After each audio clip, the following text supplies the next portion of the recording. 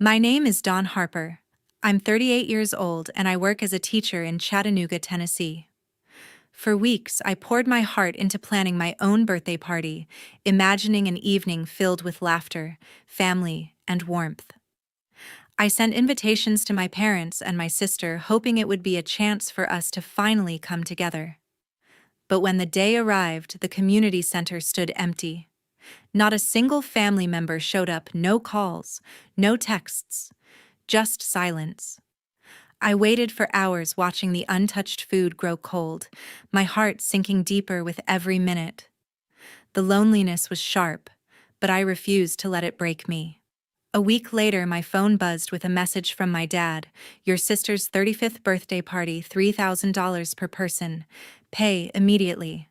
$3,000 demanded without hesitation after they had ignored my own celebration without even an apology. Anger surged through me.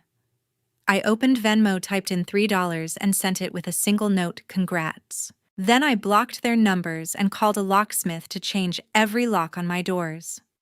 I thought I had closed that chapter for good. But 48 hours later, everything spiraled into chaos. How would you respond if your family betrayed you this way? Share your thoughts in the comments. I'd love to hear your take. Growing up in a Chattanooga suburb, I always felt like an outsider in my own family. My dad, Gary Dawson, and my mom, Susan Dawson, poured their energy into my sister, Tara Dawson. At 38, I can still see Tara, 3 years younger at 35, twirling in her ballet leotard while I scrubbed dishes at a diner to save for college. They enrolled her in private lessons, sent her to summer camps in Europe, and cheered at her recitals. Me, I got a pat on the back for straight A's if I was lucky. Focus on your studies, Dad would say, while they planned Tara's next big adventure. I pushed through, working double shifts at a grocery store to pay for education classes. I wanted to be a teacher, to build something meaningful. When I got a scholarship for college, I rushed home to share the news. Mom was on the phone gushing about Tara's audition for a national dance team. "That's nice, honey," she said, barely listening before hanging up. No celebration, no visit. Tara landed her dream job in a flashy downtown marketing firm, and my parents threw a lavish party at a steakhouse inviting half the neighborhood. I heard about it from a cousin, not them. My college graduation. They sent a card with $20 inside. Tara's milestones were always front and center. Her high school prom had a stretch limo. Mine was a borrowed dress from a friend. When she bought her first condo, Dad bragged to everyone at church. My first teaching job at a local elementary school got a nod, nothing more. I'd show up to family dinners hoping for a real conversation, but it was always about Tara's promotions or her fancy vacations to Aspen. "She's going places," Mom would beam while I sat there picking at my plate, invisible. I tried to understand. Maybe they thought Tara needed more support, or maybe I was just too quiet, too independent. But it hurt. I'd call to share a good day, like when my students made me a thank you banner for a class project, and Dad would pivot to Tara's latest client win. Once I overheard Susan telling a neighbor I was fine just teaching, like it was a consolation prize. I kept pushing forward, but the weight of being overlooked never lifted. One summer when I was 16, Dad planned a family trip to Disney World. I was thrilled, thinking we'd all go, but at the last minute they said it was just for Tara to celebrate her dance recital win. I stayed home mowing lawns for extra cash, watching their car pull away. That memory stuck a sharp pang every time I saw Tara's framed photos on their mantle, none of mine in sight. By my late 20s, I was a full-time teacher, grading papers late into the night, saving for a small house in the suburbs. I'd drive by Tara's sleek condo downtown, paid for partly with Dad's gift for her down payment. I never got a dime. When I closed on my house, I called Mom, hoping she'd care. "Oh, that's great," she said, then launched into a story about Tara's new office corner suite. I hung up, staring at my bare living room, promising myself I'd make it on my own. Family events were a painful routine. Tara's engagement party was a spectacle, catered with a live band and a photographer. I helped set up tables, but no one acknowledged me. My master's degree in education went unnoticed. Dad forgot my birthday that year but called the next day to ask if I could help with Tara's car payment. She's under a lot of pressure, he said. I mailed a check hating myself for it, but still hoping they'd see me someday. The breaking point came at a Christmas dinner a few years back. I spent hours baking a pecan pie hoping to spark a moment of connection. Tara arrived late in a designer coat talking about her latest bonus. Mom and Dad fawned over her barely touching my pie. I left early, the drive home a blur of frustration. I realized then that no matter how hard I tried, I'd never be their priority. Still, I held on to a shred of hope, thinking maybe one day they'd see me. That hope kept me tethered to them even as it tore me apart. But it was a spark I couldn't let go, not yet. Years later, I hoped to bridge the gap with my family. I told myself things could change, that maybe Mom, Dad, and Tara just needed a chance to see me as more than the one who always got by alone. So I started with Thanksgiving a couple of years ago. I spent days cooking a full spread turkey, mashed potatoes, pecan pie, hoping for a warm family evening. I texted Tara asking if she'd bring her cranberry sauce to share. Too busy, she shot back no details. I called Mom to confirm, but she said they were going to Tara's condo instead, something about a better plan. I sat at my dining table staring at the untouched place settings, the food growing cold. I didn't cry, but the silence was deafening, a reminder of how little I seemed to matter. I tried again a few months ago with a book fair at my school. It was a project I'd poured my heart into, watching my students light up as they picked out new books. I thought Dad, Mom, and Tara might be proud to see what I'd built. I sent them invites, even called Dad to share how much it meant to me. "Sounds nice," he said, his voice flat, promising to check his schedule. I stood by the school library, scanning the crowd, hoping to see their faces. No one showed. Tara texted later. Work thing came up. Mom and Dad didn't even reply. That night, I sat on my couch, the weight of their absence pressing down, making me question if I'd ever be enough. The next day, I met my friend Adam Miller at a local coffee shop. I hadn't planned to unload, but the hurt spilled out. Thanksgiving's empty table, the book fair, I stood through alone. Adam listened, his coffee untouched, his eyes locked on mine. When I stopped, he leaned in. "You're enough, Dawn," he said. "Your students adore you. Your life is yours, not theirs. Stop chasing people who don't show up. Celebrate yourself." His words cut through the fog, sharp and clear. For the first time, I felt seen, not by my family, but by someone who chose to be there. Adam's advice lit something in me. I didn't need Mom, Dad, or Tara to validate my worth. I could create my own moments, ones that reflected who I was, not who they wanted me to be. That's when I decided to throw a birthday party for myself, a big, bold celebration of everything I'd become, despite their indifference. I wanted music, laughter, and people who saw me for me. Deep down, I still hoped Mom, Dad, and Tara might show up, might finally see what they'd been missing. It was a faint hope, one I clung to even as I prepared to let it go if they let me down again. Weeks before my birthday, I threw myself into planning a celebration. I wanted this to be more than just a party. It was my chance to show myself, and maybe even my family, that I could create something vibrant and full of life. I chose the community center in Chattanooga, a place I'd driven by countless times, its wide hall, perfect for what I had in mind. The theme: the 1980s, my favorite era, with its bold music and electric energy. I could already hear Sweet Child O' Mine blasting through the speakers, see the dance floor alive with neon lights and laughter. This was going to be my moment. I started with the music. I spent evenings curating a playlist, digging through old vinyls for classics like Madonna and Prince. My friend Adam was a lifesaver here. "You need a vibe?" he said, scrolling through his phone at my kitchen table. He suggested mixing in some Michael Jackson and Cyndi Lauper, making sure the tracks would get people moving. We laughed over which songs were too cheesy, settling on a list that felt just right. Adam also offered to help with decorations. He showed up with boxes of fairy lights and neon streamers, climbing a ladder to string them across the community center's ceiling. "This place is gonna glow," he grinned, adjusting a strand of pink bulbs. His enthusiasm kept me grounded, focused on the task instead of my nerves. Then there was the cake. I wanted something bold, a three-tiered masterpiece with fondant records and edible glitter, something that screamed 80s flair. I reached out to Joan Foster, the community center's event coordinator, who had a reputation for making things happen. "You want a showstopper?" Joan asked, her eyes lighting up when I described my vision. She connected me with a local baker who could deliver the cake, and she handled the table setup, round tables with checkered cloths, each with a mini disco ball centerpiece.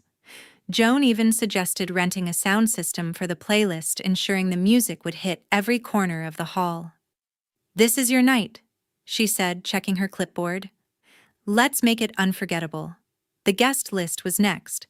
I typed out invitations on my laptop, my fingers trembling as I added Dad, Mom, and Tara's names. I pictured them walking in, maybe surprised by how much thought I'd put into this. I sent them physical invites, glossy cards with neon designs, and followed up with texts. "Hope you can make it?" I wrote to Tara, keeping it short. I called Mom, my voice steady. "It's my birthday soon, Mom. I'd love for you to come." She mumbled something about checking her calendar. Dad didn't pick up, so I left a voicemail hoping he'd hear the excitement in my tone. I also invited colleagues from school teachers. I'd swapped lesson plans with the librarian who always shared her coffee. I added a few neighbors like the couple across the street who always waved. The list grew to 50 people, a mix of those I saw daily and those I hoped would finally see me. Every detail mattered. I ordered a photo booth with 80s props, big sunglasses, feathered wigs to keep things fun. I booked a local DJ to spin tracks live for part of the night, giving the playlist a professional touch. I even picked out my outfit, a sequined jacket, black jeans, and hoop earrings, something I'd never dared wear before. Each choice felt like a step toward claiming my space, proving I could build joy without waiting for anyone's approval. I spent late nights sketching the layout, imagining where the dance floor would go, how the lights would catch the disco balls. I wanted it to feel alive, like a moment no one could ignore. But as the date got closer, doubts crept in. What if Dad, Mom, and Tara didn't show? What if no one did? I pushed the thoughts away, focusing on the details. I confirmed the cake delivery with Joan, who double-checked the order. "It's gonna be epic," she said, showing me a sketch of the fondant records. Adam tested the sound system, blasting Billie Jean until we both laughed at how loud it was. I sent reminder texts to everyone, keeping my tone light, but feeling the weight of hope. I told myself it didn't matter who came, this was for me. But deep down I wanted them. Wanted them to see the life I'd built despite their absence. I held on to that hope, fragile as it was, and poured everything into making this night my own. The day of my party arrived, and the community center glowed with 80s vibes. The neon streamers shimmered under the fairy lights, and the DJ spun Sweet Child O' Mine through the rented sound system. The three-tiered cake, decked out with fondant records and edible glitter, sat proudly on a checkered tablecloth, surrounded by mini disco balls. I stood in my sequined jacket, hoop earrings glinting, scanning the entrance for familiar faces.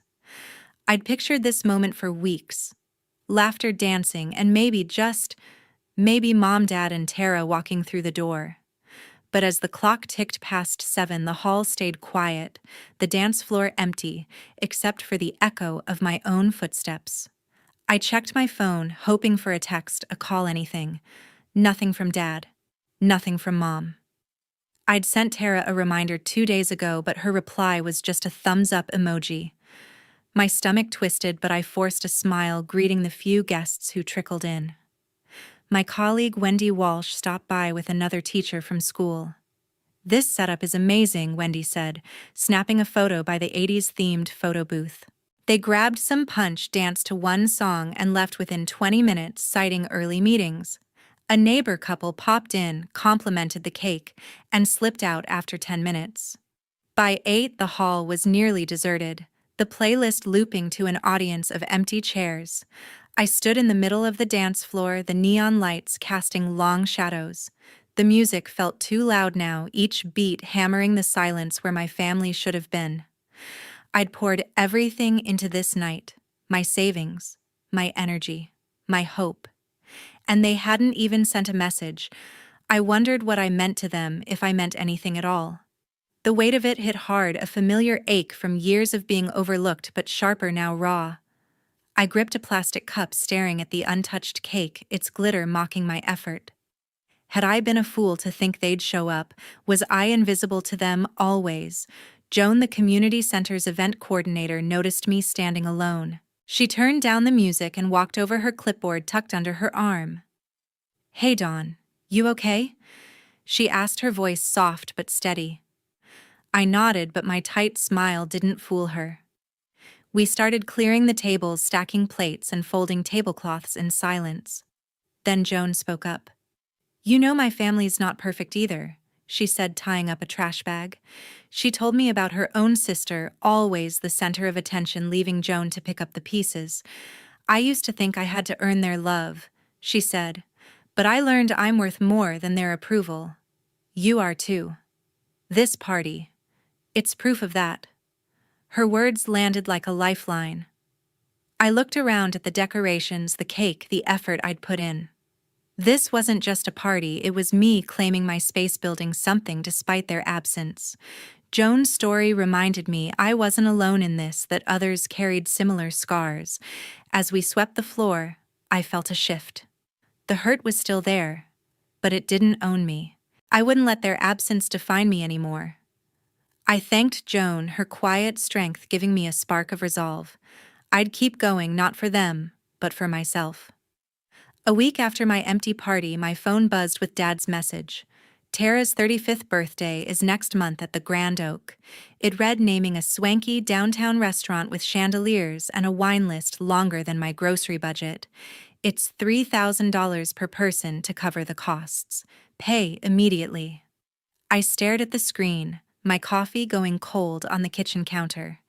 $3,000. For a party they expected me to fund after they'd skipped mine without so much as a text. My pulse quickened, a mix of disbelief and anger tightening my chest. I'd spent years trying to build a bridge to them, only to be handed a bill for their celebration.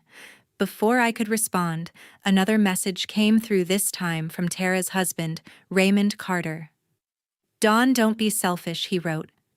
"This is Tara's big day. If you don't pay, you're letting the family down." Selfish. The word stung sharp and unfair after all I'd done to stay connected. I pictured Raymond, always in tailored suits, standing by Tara's side at every family event I was barely invited to. I typed a reply, then deleted it. What was the point? They'd already decided who I was to them. Then I saw Tara's Facebook post. She'd shared a photo of herself in a glittering dress captioned, "Planning my 35th at the Grand Oak." Too bad some people are too stingy to support family. Dawn, looking at you, stop being a family wrecker. The words hit like a slap. "Kekeo kiet, ngoi fa hoai gia jin." Comments piled up from her friends, some I didn't even know, agreeing and piling on.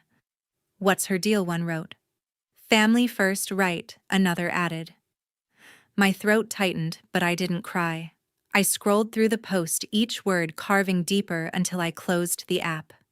They weren't just ignoring me, they were rewriting who I was. I sat at my kitchen table, the silence heavy. I thought about every effort I'd made, Thanksgiving dinners, book fairs, the party I'd poured my heart into. All of it dismissed, and now this, a demand for money and a public attack. I opened Venmo, my fingers steady despite the anger bubbling inside. I sent Tara $3,000, typing congrats in the memo. It wasn't about the money, it was about drawing a line. I wasn't their ATM or their punching bag.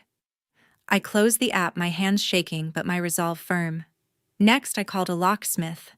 I'd had enough of waiting for them to show up, figuratively and literally. By noon, a guy named Mike was at my door, swapping out the locks on my small suburban house. "New start?" he asked, handing me the new keys. "Something like that," I said, slipping them into my pocket. The click of the new lock felt final, like shutting a chapter I'd left open too long. Back inside, I grabbed my phone and opened my contacts. I found Dad's number, Gary Dawson, and hit block. Then Mom, Susan Dawson, and did the same. Tara's number was last. I hesitated, her name staring back at me, but only for a moment. Block. The screen went dark, and for the first time in years I felt a weight lift. I stood in my living room, the new keys cold in my hand. Their absence at my party had hurt. But this was different. It was betrayal, plain and simple. They'd taken my hope and turned it into a transaction, then a public smear. But I wasn't the person Tara described online, and I wouldn't let their words define me. I'd built a life, my teaching, my home, my small circle of people who showed up when it counted. That was enough. I didn't need their approval or their presence anymore. I'd keep moving forward, not for them, but for me. 2 days after I blocked their numbers, my front door shook with pounding. I froze, my morning coffee halfway to my lips. Through the peephole, I saw Dad and Mom standing on my porch, their faces tight with anger. I opened the door, bracing myself. "Dawn? What's wrong with you?" Dad barked, stepping forward.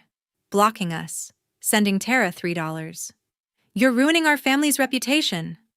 Mom's eyes narrowed. "You need to fix this or we'll sue you for defamation," she said, her voice sharp. I stood there stunned, the new keys heavy in my pocket. They weren't here to talk.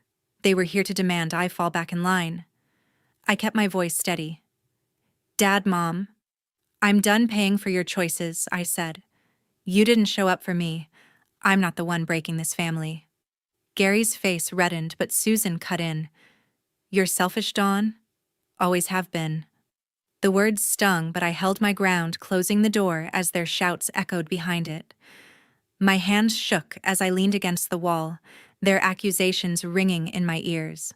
Sue me. For what? Standing up for myself? I thought that was the end of it. But I was wrong. The next day, I was in my classroom helping a student with a math worksheet when the door swung open. Gary and Susan stormed in, ignoring the wide-eyed kids. "Dawn, we're not done," Mom yelled, her purse swinging wildly. "You can't just cut us off." The students froze, some clutching pencils, others whispering. My colleague Wendy Walsh poked her head in her face, paling. I tried to stay calm. "Mom, this is my workplace," I said, guiding them toward the door. Gary wasn't having it. "You're a disgrace," he shouted loud enough for the hallway to hear. My principal, Marie Thompson, appeared, her expression stern. "Mr. and Mrs. Dawson, you need to leave," Marie said firmly. "This is a school, not a place for your arguments." They didn't budge. Susan pointed at me, her voice shrill. "She's the one causing trouble, slandering us online." I shook my head, baffled. They were twisting everything. Wendy stepped in, pulling out her phone. "I'm calling the police," she said, her voice low but resolute. I nodded, grateful for her quick thinking. Within minutes, 2 officers arrived, Officer Gregory Holt and Officer Karen Mills. Gregory, tall with a clipboard, spoke first. "What's going on here?" he asked, eyeing my parents. Susan launched into a rant about my disrespect and defamation, while Gary waved his arms, repeating their threat to sue. I stayed quiet, letting them talk themselves out. When Karen turned to me, her gaze steady, I explained. "My parents demanded I pay $3,000 for my sister Tara's birthday party after ignoring mine," I said. When I refused, Tara posted online calling me a family wrecker. I sent her $3 as a statement and blocked their numbers. I pulled out my phone, showing the officers screenshots, Dad's text demanding $3,000, Raymond's message calling me selfish, and Tara's Facebook post labeling me a stingy family breaker. The comments from strangers still burned, but I kept my voice even, letting the evidence speak.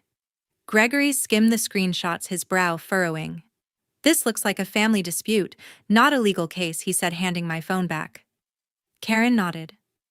"Mr. and Mrs. Dawson, you can't harass someone at their workplace. You need to leave now." Susan opened her mouth to argue, but Gregory raised a hand. "Take it up elsewhere, or we'll escort you out." Reluctantly, they shuffled toward the exit, Mom muttering under her breath. Marie followed to ensure they left, her face a mix of concern and professionalism. Wendy squeezed my arm. "You okay?" she asked. I nodded, though my heart was racing. Back in my classroom, the kids were buzzing, but I redirected them to their worksheets, forcing a smile. The officers lingered to file a report assuring me I'd done nothing wrong. "Keep those screenshots," Karen advised. "They show who's stirring things up." I thanked them, the weight of the day settling in. My parents' threats, their scene at my school, it was a new low. But I felt a quiet strength, too.